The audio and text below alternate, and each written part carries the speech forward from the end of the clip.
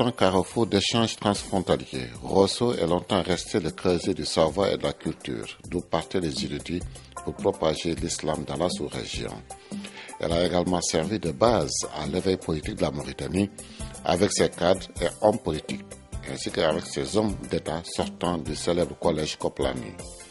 L'eau, la terre fertile, les hommes et les femmes ont fait de cette région agro-silvopastorale le plus important grenier de la Mauritanie. Avec ses 35 000 habitants, Rosso connaît ainsi une intense activité socio-économique. Compte tenu de tous ces facteurs, Rosso, érigé en commune en octobre 1986, s'arroge le droit d'être la locomotive des communes les plus dynamiques du pays. Avec l'accroissement de la population et les besoins sans cesse croissants en matière d'éducation, de santé et d'hygiène, les élus locaux qui se sont succédés à la tête de la commune ont réalisé certes des acquis, mais face aux multiples défis socio-économiques nés de la mondialisation, il devenait impératif pour l'administration municipale présente de répondre aux besoins pressants des populations en matière de développement et de bien-être social.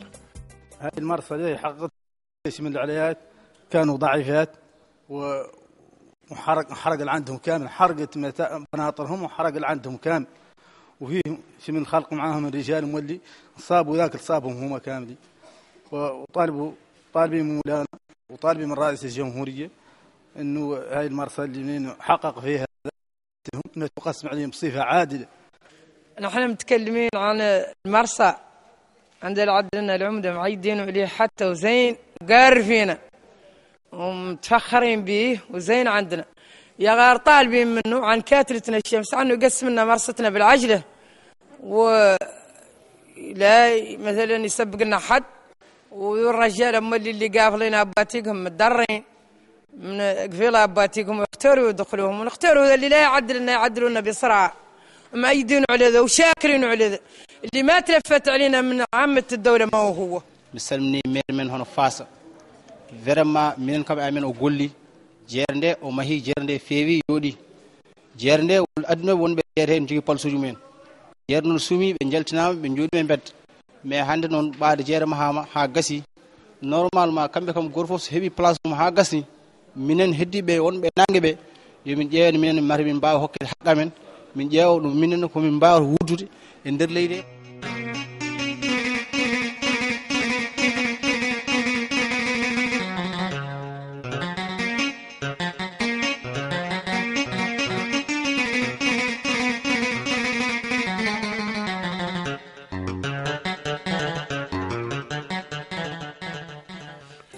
Le maire de la commune a ainsi mis en place une stratégie dont le financement sera supporté sur le fonds de la commune ainsi que la participation de ses partenaires et de l'État. Le professeur Yérim Fassa a réussi à concilier la médecine avec la fonction de maire. Il dégage ici les principaux axes de sa stratégie. Ce qui m'a motivé également pour briguer, comme vous l'avez dit, l'investiture suprême au niveau de Rosso, de la mairie de Rosso, c'est parce que bien que des réalisations avaient été faites à l'époque, sans nul doute, qui étaient là, mais Rosso méritait beaucoup plus. Il fallait faire mieux, il fallait qu'on apporte beaucoup plus pour que Rosso puisse retrouver l'ambiance qu'il avait dans le temps, retrouver la capitale culturelle, la capitale intellectuelle, la capitale agricole. Il fallait faire plus dans le domaine scolaire, dans le domaine de la santé, dans le domaine également des investissements. Bien que, vous savez, Rosso a un hôpital, a quelques postes de santé, mais l'hôpital de Rosso, il faut l'améliorer. Ça existait avant, il fallait l'améliorer pour que ça réponde beaucoup plus aux normes d'un hôpital régional efficace. Dans le domaine également de l'éducation, il fallait également que Rosso retrouve le rôle d'éducation qu'il avait au moment où on formait les premiers cadres mauritaniens. Située en plein cœur de la zone agricole, baignée par les eaux du fleuve Sénégal, la tâche de la commune pour améliorer la santé des populations n'est pas facile. Lutter contre les inondations, le paludisme et d'autres maladies hydriques ont amené les autorités de la commune à mettre en œuvre des programmes de santé au profit des populations de la commune. Des ambulances procèdent à l'évacuation des malades situés dans des localités enclavées pour des centres de santé à Rosso et à Nouakchott. D'autre part, des sapeurs-pompiers sont prêts à intervenir en cas d'incendie ou d'accident. Enfin, pour la première fois, une police municipale a été constituée pour préserver la sécurité des biens des personnes en appui aux forces de l'ordre conventionnelles. Mieux, face à l'utilisation des eaux du fleuve pour les différents besoins des populations, le maire de la commune a réussi à obtenir un financement d'une station de filtrage des eaux du fleuve pour les rendre potables.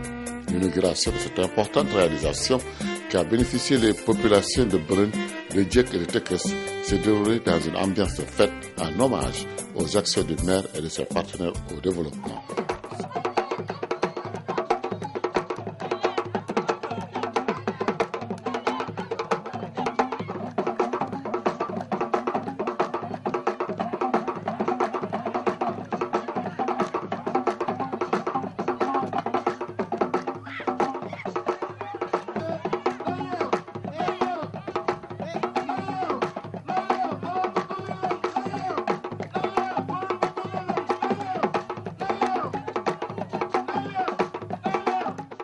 C'est pour moi un réel plaisir de prendre part aujourd'hui avec vous à l'inauguration du système d'alimentation en eau potable de Brun, ouvrage vital s'il en est, et dont la réalisation répond aux besoins pressants des populations de cette commune. L'eau, l'assainissement et l'hygiène sont en effet des services essentiels et vitaux pour le bien-être de l'homme et particulièrement pour la survie de l'enfant. L'apport du GRET porte d'abord sur l'innovation. Le développement, c'est d'abord innover dans le contexte du pays qui est en cours de développement. Et ici, la première innovation est technique d'abord. La station que nous allons voir, qui est sous nos yeux, est la première du genre en Mauritanie. C'est une station de traitement à flux continu qui permet de traiter de grandes quantités d'eau de surface, allant de 50 mètres cubes par jour à plusieurs centaines de mètres cubes par jour. Et ça peut donc alimenter des populations de 5000 habitants et bien davantage.